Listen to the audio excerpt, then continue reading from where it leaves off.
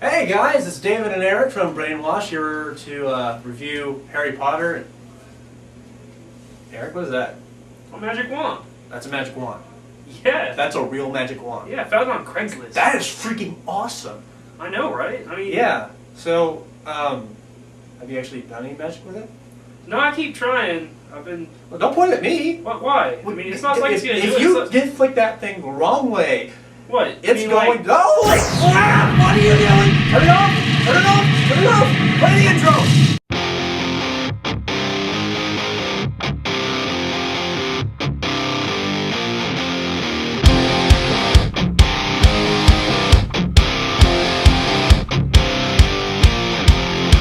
The secret side of me, I never let you see. I keep it caged, but I can't control it. So stay away from me, the beast is ugly. I feel the rage and Welcome back. Today we're here to talk about Harry Potter Deathly Hallows Parts 1 and 2.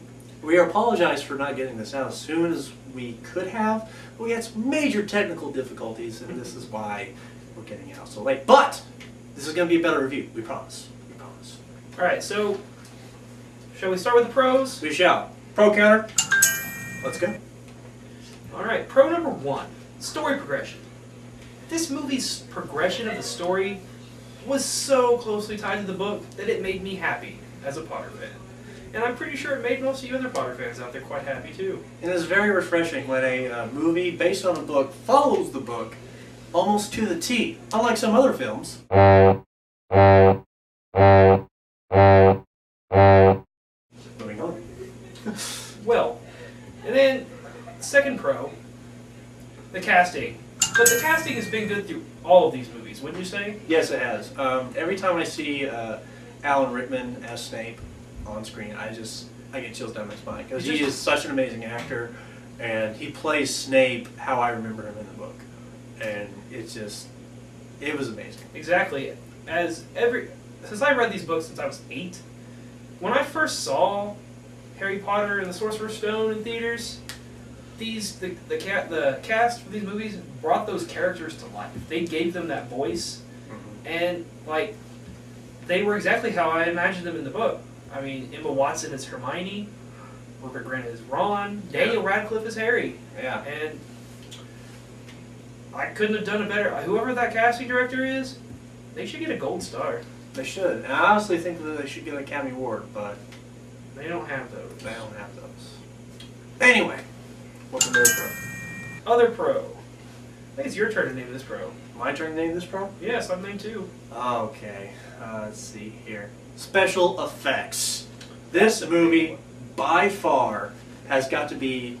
If this movie does not get nominated for special effects for the Academy Awards the next year, I'm going to go slap somebody. This is ridiculous, because this movie had awesome special effects. From the little tiny sparks that came out of the wands, to the big energy beams that came out of the wands. This movie... Oh my gosh. As we've progressed in these films, David, we have seen them progress from little things. Like in the first one, really the biggest thing of magic was Ron using his wand to levitate the club from the troll's hand. You're right. That was about the biggest display of magic in the first one, which I know they were young and they were supposed to be young and that they didn't know magic yet. But I mean, there wasn't a whole lot of special effects. Except for that, but as we progressed, the special effects have gotten better and better, and in this one, they culminated into just an amazing display. And you can't beat that kind of special effects. No, you can't. They're just amazing.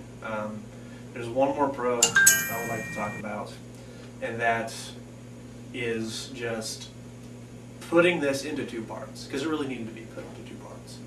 And we're doing this as a whole, but actually separating these 2 movies, or actually separating the book into 2 movies is great. It was a great thing.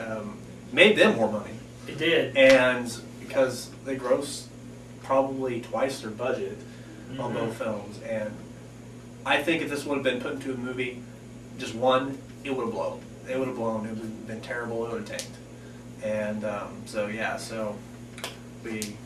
that's our last pro. We're going to go to the cons now. Here we are with the cons. Now, the first con I want to talk about, and now, mind you guys, these are just nitpicks. We love this film. We really had to dig in order to find cons about this film. So, the first nitpicky thing that we want to talk about is the death scene of Crab. Yeah, we'll go with the death scene of Crab. Death scene of Crab. If you notice from the book, in the book, when Malfoy, Crabbe, and Goyle go to intercept Harry and from getting the lost diadem of Ravenclaw, they find him in the Room of Requirement, and Goyle summons like a demon fire. The Fiend Fire is what they called it, and it's just this giant fire. If you haven't seen the movie, and but instead of Malfoy, Crabbe, and Goyle, it was Malfoy, Crabbe, and a black kid. And we're not really sure where the black kid came from, but it ended up making Crabbe get Goyle's death, and it just was a little silly, wouldn't you say? Yeah, it was. It was silly. And I really think that, yeah, they could have cast another white kid, but I guarantee there would have been another nerd out there saying, oh, that's not the original actor, or whatever. Guys, the original actor got busted for possession. Okay, so he's in jail. They're not going to give him a pardon because he's in a major motion picture. So that's why they did it. That is a con, but we're moving on. So that's con number one. Moving on to con number two. Con number two.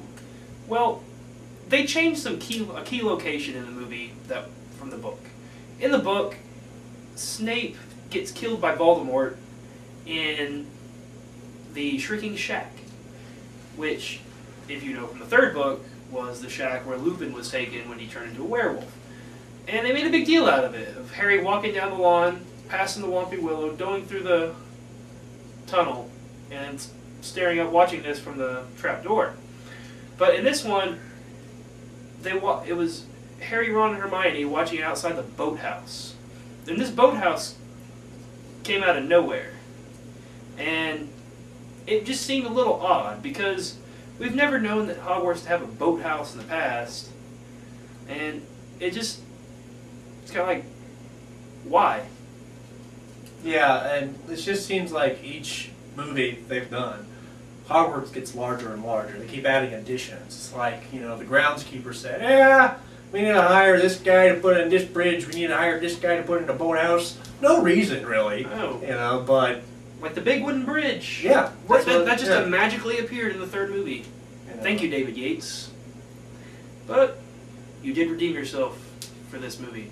So, thank you, David Yates. Yes, thank you. Moving on. Con number 3.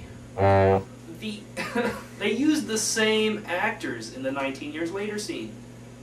None of them look 19 years older, hardly, except Tom Felton, who plays Malfoy. Yes. He had the aging effects and the beard, and he looked like he actually aged. It seems like they wasted all their special effects makeup on Tom Felton.